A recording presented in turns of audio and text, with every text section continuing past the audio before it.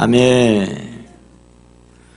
지난주 부모에 의해서 학대받던 아이가 처참한 죽음으로 안매장된 것이 또 발견이 되었어요. 어떻게 7살밖에 안 된 자식을요, 차가운 욕실에 3년씩이나 가두고 굶기고 때리고 할 수가 있어요. 어떻게 찬물로 말해요. 어떻게 온몸에다 락스를 뿌릴 수가 있어요.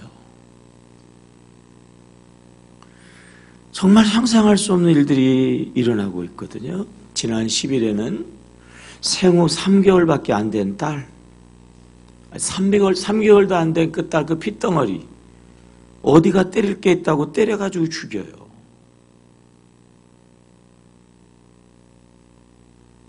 지난 10일에 또 40대 싱글맘이요, 20대 딸을 목졸라서 죽였어요.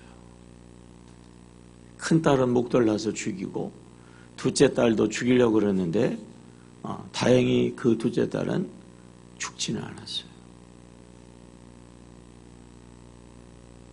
금년 들어서 벌써 말이에요, 드러난 것만 6건이에요. 6건. 어떻게 이런 충격적인 사건들이 말이에요, 하루가 멀다 하고 일어날 수 있을까요? 왜 그래요? 이러저러한 많은 전문가들의 이야기가 있는 것 중에 공통적인 원인 진단 중에 하나는 뭐냐면요, 과도한 스트레스가 분노를 폭발시켜서 그런 일들이 일어난다는 거죠.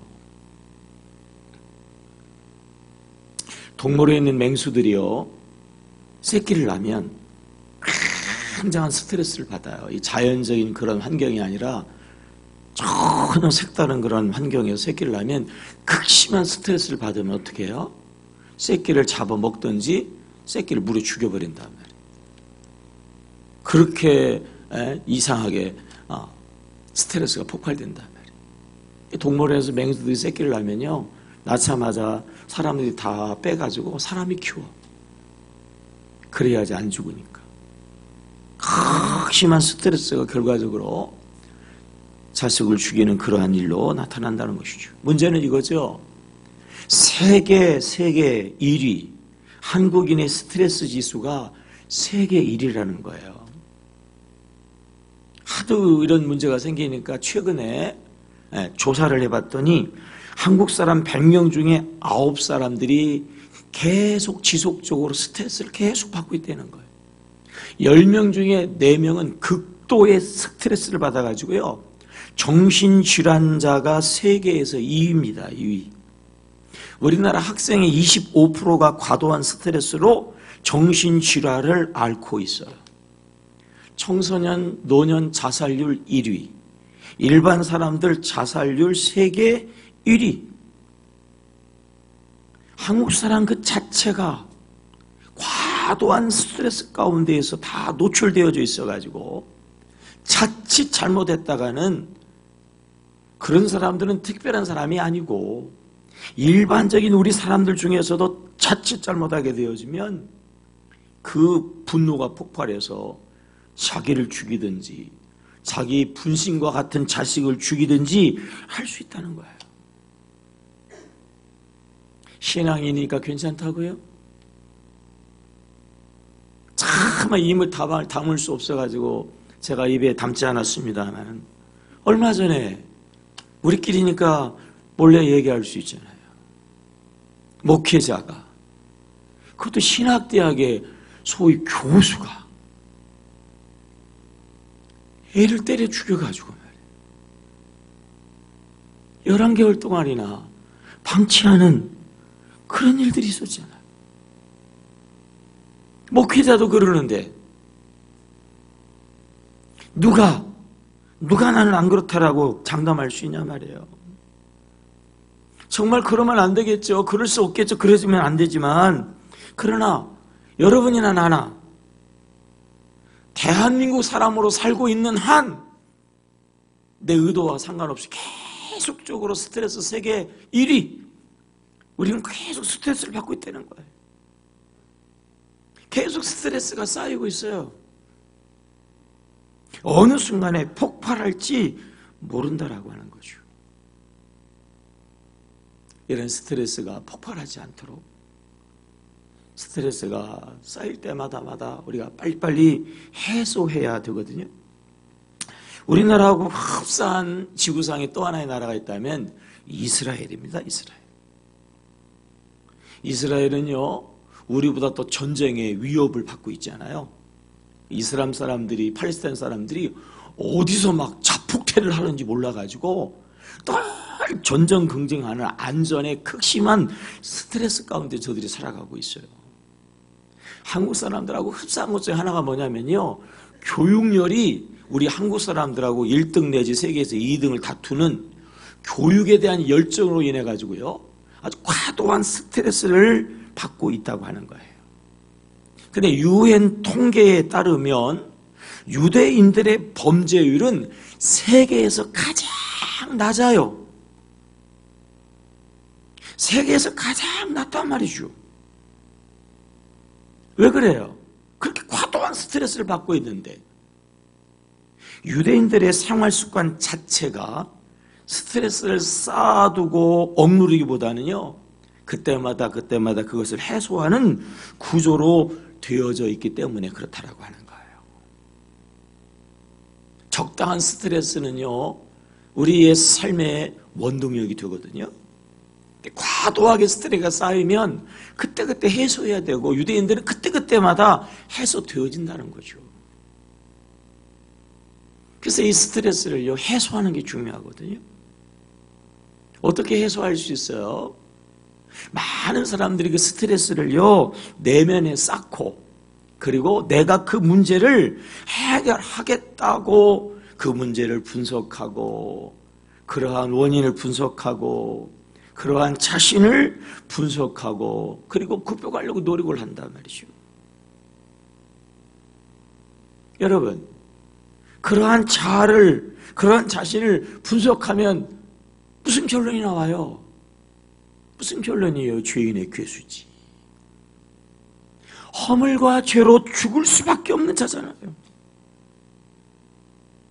지나가는 사람이 그냥 의미 없이 말 한마디 던졌어요. 나에게 한 말도 아니에요. 근데 그냥 내가 그 소리에 스트레스를 받아가지고 밤을 꼬박 세우면서 분을 사기는 말 한마디에도 말해요, 왔다 갔다 하는 그 연약한 존재, 스트레스를 해소하고 해결하기는커녕 그런 나를 돌아보면 더 속상하고 더 스트레스를 받을 수밖에 없는 우리 자신들이라고 하는 것입니다. 그래서 어떤 사람들은요, 주위 사람들, 지인들에게 그 문제를 상의하거든요. 그냥 곧 그것을 멈춘다고요. 왜? 나름대로는 도움을 구하고자 얘기했는데 그게 소문으로 돌아가지고 자기 귀에 들리는 거예요. 그게 자존심을 더 상하게 해가지고 스트레스 해소가 아니라 더 상처가 되어지고 더 스트레스로 쌓이게 되어진다. 어떤 사람들은요, 요즘에 아주 그 대단한 인터넷들이라고 하는 것들을 이용하는 거죠. 근데 인터넷 정보가 뭐예요? 정확하지 않아요. 검증된 정보가 별로 없어요. 전부 정말 내가 복음이에요. 심지어는요, 잘못된 가짜 정보도 많아요. 일전에 어디에 좀 가서 우리가 여기에 온 김에 이 근처에 어차피 요즘에 좀 밥맛도 없고 그러는데 이왕 여기 온 김에 이 근처에 맛집 좀 한번 가보자. 그래가지고 핸드폰으로 맛집을 했더니 쫙 나오더라고요. 그래서 중국집 하나를 딱 정해놓고 갔다가요, 스트레스를 얼마나 받았는지 몰라요. 예?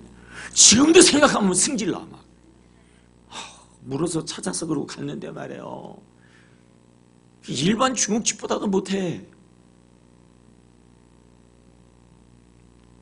요즘에 고등학교 학부형들이 말이에요, 애들을 전학시키려고 난리라는 거 아세요? 어디로 전학시키려고? 알파고로.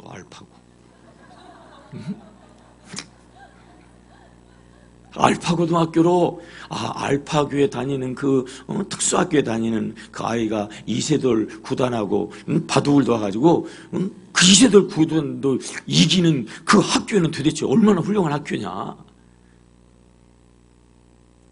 유머죠, 유머. 이 알파고가 말이죠, 이세돌 구단을 이기는 바람에 얼마나 많은 사람들이 스트레스를 받는지 몰라요. 야, 앞으로 인공지능이 우리 모든 직업을 다 뺏어가겠다. 이제 우리를 지배하는 날이 멀지 않고, 어느 분들은 2100년도가 되어지면 그 것들에 의해 가지고 현존의 인류는 멸망할 것이다. 이렇게까지 얘기하고 있어요. 어떤 사람들은요, 세상에 좋은 것들을 관심하면서 그 일에 열중하면서 그 스트레스를 잊어버리려고, 해소하려고 하거든요. 그래서 많은 사람들이 돈 버는 일에 막 열심히 하는데, 최근의 통계에 의하면 수입이 많은 사람의 스트레스가 더 많아요. 어떤 사람들은 이 잡기 중에서 가장 재미있는 잡기, 골프에 몰입을 한다고 말이에요. 저 푸른 초원 위에 말이죠. 그죠? 근데 사람들이 이야기하죠. 세상에서 마음대로 안 되는 거 두 가지. 하나가 뭐예요? 자녀 문제, 자녀 교육. 이거 마음대로 안 돼. 또 하나가 안 되는 게 뭐예요? 이놈의 골프가 마음대로 안 돼. 이게 보통 스트레스가 아니에요. 스트레스가 과도하게 쌓여가지고 결과적으로 이제는 폭발해요, 폭발. 그래가지고 자살률 1위, 이혼율 1위, 암 사망률 세계 1위. 나쁜 것들은 우리나라가 전부 1등하고 있단 말이에요. 우리하고 비슷하고 똑같은 환경에 있는 이 이스라엘은 말이에요, 노벨상 받는 사람으로서는 세계 1위, 경제력으로 해서 세계 1위, 좋은 것들은 다 1등이에요. 왜요? 스트레스를 잘 해소했기 때문에 그래요. 어떻게?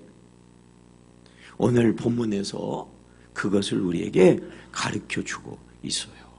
한번 따라해 볼까요? 창조주 하나님을 바라보면 스트레스도 해소된다. 아멘입니까? 이사야서 오늘 본문의 이 말씀은요, 42장의 말씀은 메시아의 예언이에요. 장차 메시아가 오셔서 온 인류를 구원한다고 하는 메시아에 대한 예언. 여러분, 사람들에게 메시아를 소개하려고 그러면 장차 오시는 메시아를 믿어야 되니까, 메시아는 훌륭하신 분, 메시아는 막 대단하신 분, 메시아는 엄청난 분이니까 무조건 그분을 믿어라, 뭐 이렇게 소개해야 될 거 아니겠어요? 근데 오늘 성경에 보게 되어지면 말이에요, 그하고는 정반대예요.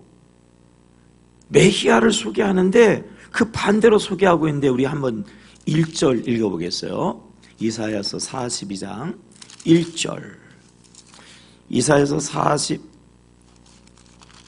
42장 1절서부터 앞에 있는 4절까지는요, 메시아의 성품을 이야기하는 건데요. 자, 1절 시작. 내가 붙드는 나의 종, 내 마음에 기뻐하는 자, 곧 내가 택한 사람을 보다 내가 나의 영을 그에게 주었은즉 그가 이방의 정의를 베풀리라.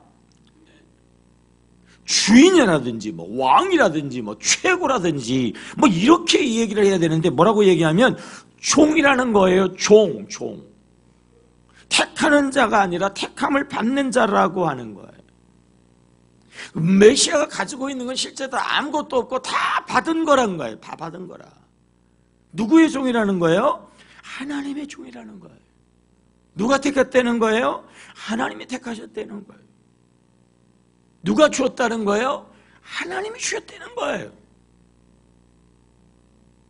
메시아 예수님을 이야기하면서, 그 메시아 예수를 소개하면서 그 이전에 먼저 누가 소개되냐면 하나님이 소개되어지고 있단 말이에요.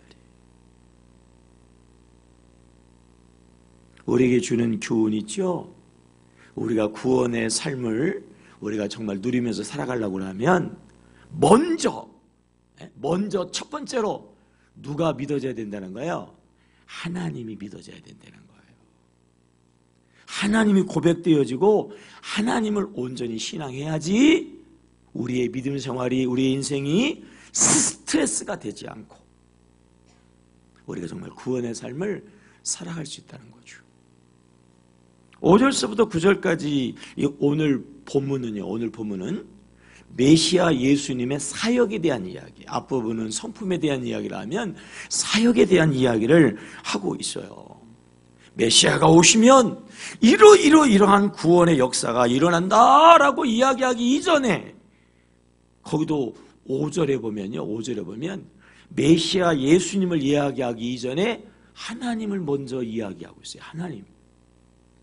예수가 메시아가 이 주인공인데 주인공 이전에 먼저 하나님이 소개되고 있어요. 5절이죠, 5절. 자, 5절 다 같이 읽어보겠까요? 시작. 하늘을 창조하여 펴시고 땅과 그 소산을 내시며 땅 위의 백성들에게 호흡을 주시며 땅에 행하는 자에게 영을 주시는 하나님 여호와께서 이같이 뭐예요? 말씀하시되. 무슨 얘기예요? 하나님이 메시아가 하시는 모든 일들은 하나님이 시작했다는 거예요. 하나님이 주도하신다는 거예요. 하나님이라는 거예요. 하나님. 그러면서 구체적으로 뭐라고 소개하고 있어요? 하늘을 창조하여 펴시고 땅의 소산을 내시고 사람을 만드신 뭐예요? 창조주 하나님이다, 그런 얘기입니다. 아무것도 없는 무에서 모든 것을 있게 하시는 전능자, 절대자, 유일신 하나님 말이에요. 우리는 있는 거 가지고 그 있는 재료를 가지고 새로 만드는 것도 쉽지 않잖아요. 하나님은요, 아무것도 없는 것 가운데에서 모든 것을 있게 하시는 전지전능하신 하나님이신 줄로 믿습니다. 이 하나님은 믿을만하다, 그런 얘기예요. 이 하나님을 믿으면서부터 구원의 역사가 시작되어지고 이 하나님을 하나님으로 고백하게 될 때에 모든 구원의 열매가 맺어지는 것이라는 거예요. 이 하나님의 먼저 창조주 하나님에 대한 고백 내지는 믿음 없으면 인생 그 자체, 삶의 그 자체, 심지어는 메시아의 사역 그 자체도 스트레스라는 거예요. 스트레스. 안 된다는 거예요. 어렵다는 거예요. 힘들다는 거예요. 오히려 근심거리가 되고요, 걱정거리가 되고요, 두통거리가 되어진다는 것이죠. 여러분, 아무리 힘들고 어려워도요, 뭔가 믿어지는 구석이 있으면 저 사람은 왜 저러지? 이상하지만요, 그 사람은 뭔가 믿어지는 구석이 있으면 스트레스 안 받아요.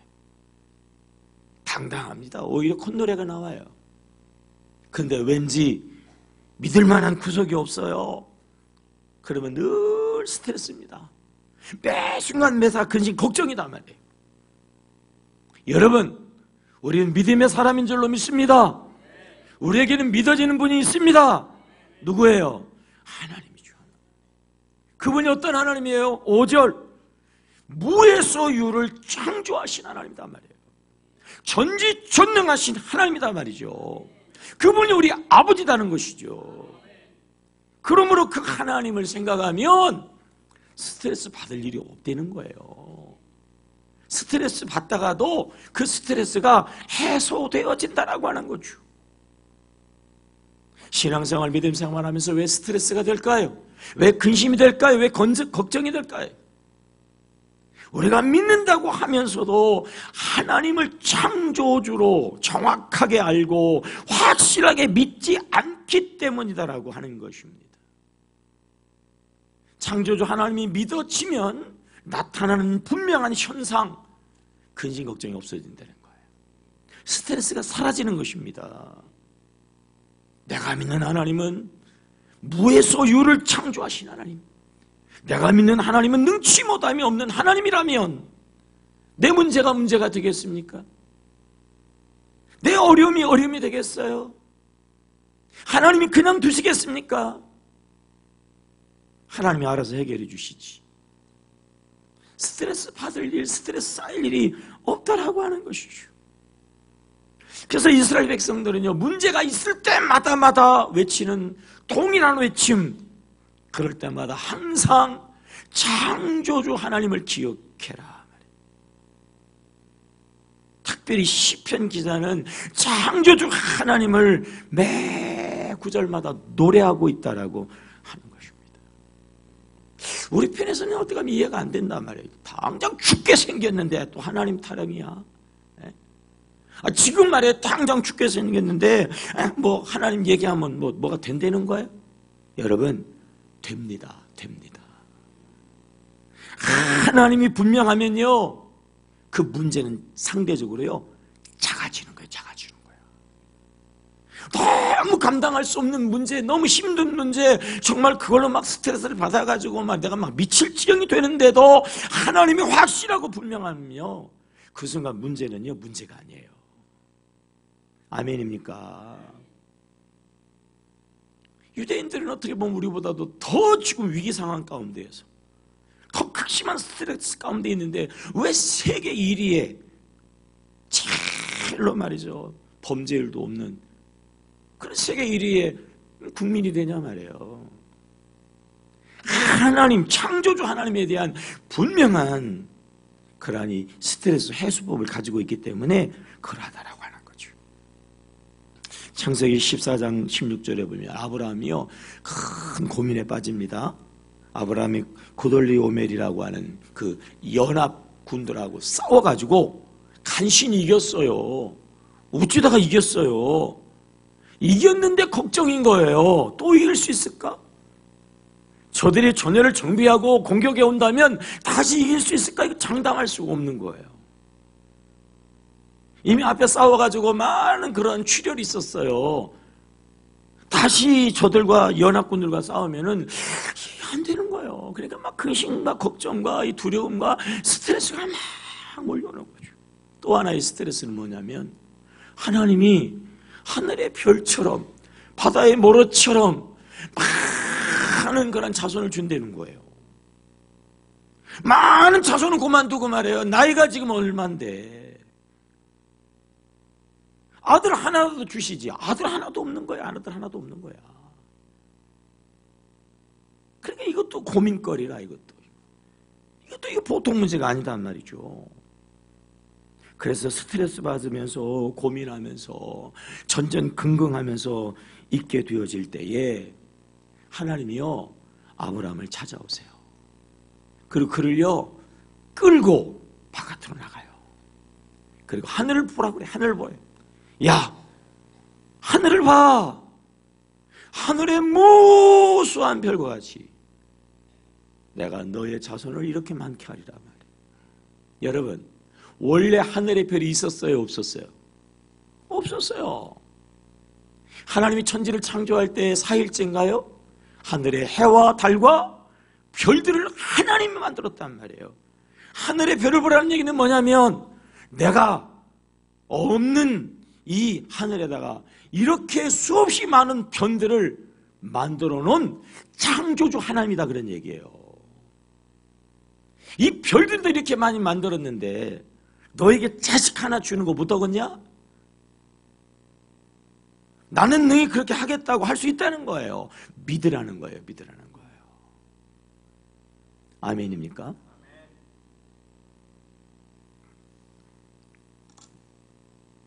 사울은요 하나님의 손에 딱 붙잡히니까 저가요 이스라엘의 왕이 됐어요. 첫째 왕이 됐잖아요. 하나님의 손에서 버림을 받으니까 뭐가 됐어요? 네, 미친 사람 됐어요. 살인자 됐어요. 살인자. 결과적으로 멸망의 자리에 떨어졌어요.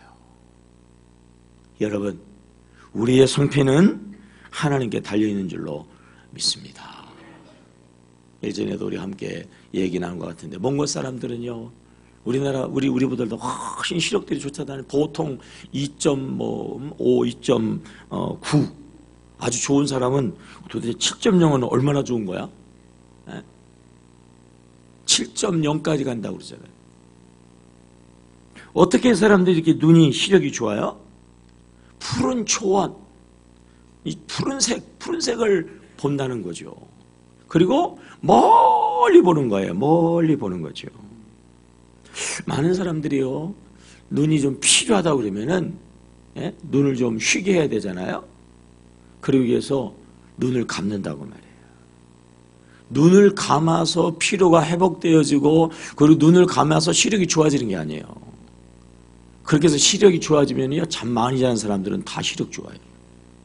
그죠? 네? 눈이 진정한 이 쉼을 얻고, 눈이 회복되어지고, 눈이 좋아지려고 그러면요, 푸른색을 많이 봐야 되는 거예요. 그리고요, 멀리 보아야 된다고요. 멀리 보아야. 그래야 눈이 좋아지는 거예요. 어떻게 보면 영적인 능력도 그래요, 여러분. 근시, 맨날 앞에만 쳐다보고, 맨날 문제만 쳐다보고, 맨날 문제에 매여 있으면요, 스트레스가 이거 보통 아닙니다. 오히려 쉬는 게 아니라 더 스트레스. 어떻게 해야 된다요? 멀리 봐야 된단 말이에요. 멀리 봐야 돼. 믿음의 주, 온전히 하시는 하나님을 바라보는 우리가 되어야 할 줄로 믿습니다. 시편 121편, 내가 산을 향하여 눈을 들리라. 나의 도움이 어디에서 올까? 나의 도움은 천지를 지으신 누구예요? 하나님께로서다 말이죠. 이스라엘 백성들은요, 하나님을 바라보았단 말이에요. 거기에서 안식이 있었어요. 거기에서 해결이 되었어요. 거기에서 진정한 승리가 있게 되었다라고 하는 것입니다. 우리 안에 쌓여져 있는 이러저러한 많은 문제 해소해야 됩니다. 안 그러면 폭발합니다. 잘못하면 나를 죽여요. 내 자식도 죽어요. 하나님 안에서 해소되어지기를 주의 이름으로 축복합니다. 따라 볼까요? 예수님을 바라보면 한계가 돌파되어진다. 예수님의 사역은 두 가지거든요.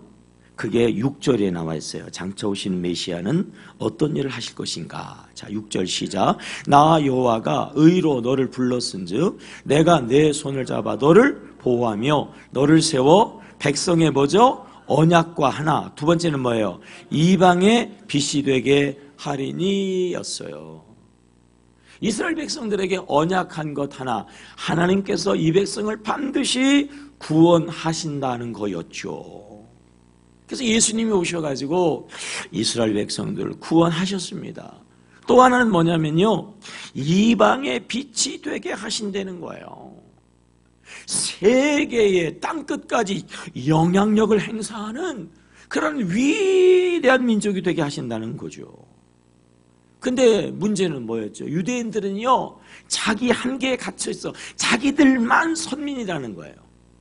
자기들만 잘 먹고 잘 살고 자기만 구원받으면 되지, 땅끝이고 뭐 이방 다른 거 아무런 관심이 없다는 거죠. 초대교회의 성도들은 유대인들이 주를 이루었는데 예수 믿고 구원 받았는데도 여전히 유대적인 사고에 갇혀 있었어요. 그래가지고 막 3,000명씩 5,000명씩 예수님의 능력으로 구원받는 일이 많아지면서 막 교회가 크게 성장하는데도 우물 안에 개구리처럼 예루살렘 안에 딱 갇혀 있었잖아요. 그럴 때 예수께서 어떻게 하셨어요? 다메섹 도상에서 사울을 강권적으로 택하셔가지고 이방인의 사도가 되게 하시고 말이죠. 예루살렘 교회의 핍박을 통해 가지고 억지로 유대와 사마리아와 땅끝까지 이르러 퍼져나가는 그러한 교회가 되게 하십니다. 여러분, 우리 예수님은요, 우리의 한계를 뛰어넘게 하시는 하나님이신 줄로 믿습니다. 사람이 천성이 변할 수 있어요? 예수 안에 변할 수 있어요. 제2의 천성, 우리의 이 못된 습관 좀 바꾸고 싶은데 바꿀 수 있어요? 예수 안에서 바꿔지는 것입니다. 요즘에는 금수저, 은수저 뭐 그런 얘기 하잖아요. 우리의 출신 성분이 말이에요. 우리가 이 출신 성분을 뛰어넘을 수 있어요? 예수 안에서 뛰어넘을 수 있는 줄로 믿습니다. 메시아가 오시면 어떤 일을 한다고요? 구체적으로 7절에 나오잖아요. 7절 시작. 내가 눈먼 자들의 눈을 뭐하며 밝히며 갇힌 자들을 감옥에서 어떻게 내며 이끌어내며 흑암에 앉은 자를 어떻게 해요? 감방에서 나오게 하리라. 눈먼 자 소경의 한계는 뭐예요? 볼 수 없다는 거예요. 시각적인 한가에 딱 갇혀가지고 말이에요. 어떻게 할 수가 없어요. 그런데 우리 주님이 어떻게 한다고요? 소경의 눈을 밝히며 이 시각적인 이 한계를 뛰어넘게 하시겠다는 거예요. 감옥에 갇힌 자, 공간적인 한계에 딱 갇혀 있어요. 꼼짝 못합니다. 어딜 갑니까? 무슨 일을 합니까? 감옥에 갇혀가지고. 갇힌 자들을 어떻게 한다고 그랬어요? 이끌어낸다고 그랬잖아요. 그래서 그 공간의 한계를 뛰어넘어서 마음껏 다니면서 마음껏 뛰면서 마음껏 할 수 있도록 하나님께서 그 한계를 뛰어넘게 하신다고 그러지 않습니까? 흑암에 앉은 자를, 영적인 한계에 갇혀있는 자들을 뛰어넘게 하신단 말이에요. 여러분, 우리 예수님은요, 한계를 뛰어넘게 하시는 하나님이신 줄로 믿습니다. 예루살렘에 머무지 않고 유대와 사마리아와 땅끝까지 말해요. 위대한 역사의 내를 향하여 달려가게 하시는 분이 우리 구주 예수 그리스도라고 하는 것입니다. 문제는 이거죠. 이 한계를 뛰어넘는 것이 쉽지 않다. 아니, 어렵다는 거예요. 어려워요. 그래서 한계를 뛰어넘지 못하는 것으로 사람들이 포기하거나 그렇게 착각하게 되어지는데 아니에요. 한계를 뛰어넘을 수 있어요. 조금 힘들고 어렵지만 그럼에도 불구하고 예수 붙잡고 예수 의지하면요, 넉넉히 뛰어넘게 되어지는 줄로 믿습니다. 예루살렘 교회가 어떻게 유대인이라고 하는 한계를 뛰어넘어서, 예루살렘이라고 하는 그 한계를 뛰어넘어서 유대와 사마리아와 땅끝까지 영향력을 행사하는 교회가 되었지요? 핍박이었어요. 핍박. 한계를 뛰어넘는 건 쉽지 않아요. 고통스러운 거예요. 어려운 거예요. 그런데 그 고통이 결과적으로 뭐였죠? 한계를 뛰어넘게 한 줄로 믿습니다. 그렇습니다, 여러분. 우리에게도요, 살다가 보면 이러저러한 고통과 어려움이 있거든요. 하나님 안에서 이 고통은요, 우리를 뛰어넘게 하는, 우리를 더 발전하고 우리를 더 성숙하게 하는 하나님의 축복이고 하나님의 역사인 줄로 믿습니다. 우리가 그 고난 가운데 낭망하고 그 고난 가운데 스트레스 받지 않고 그 고난 가운데에서 그 고난을 뛰어넘게 하시는 주님을 고백하고 예수님을 의지하고 예수의 신앙으로 인내할 때에 그러한 역사가 일어나게 되어진다고 하는 거예요. 9절 말씀 한번 볼까요? 시작. 보라, 전에 예언한 일이 이미 이루어졌느니라.